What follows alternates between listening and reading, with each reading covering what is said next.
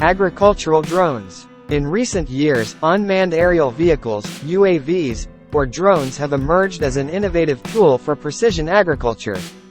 By using drones, farmers can monitor their crops and livestock from a bird's-eye view and make data-driven decisions to improve their yields and efficiency.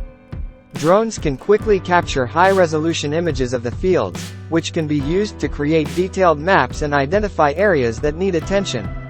They can also be used to detect crop diseases, pests, and nutrient deficiencies, allowing farmers to take corrective action before it's too late.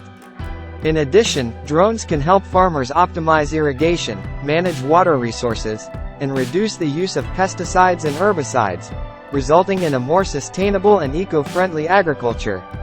With the advances in drone technology and reduced costs, it's no surprise that the use of drones in agriculture is growing rapidly, and we can expect to see more and more farmers adopting this innovative technology in the coming years.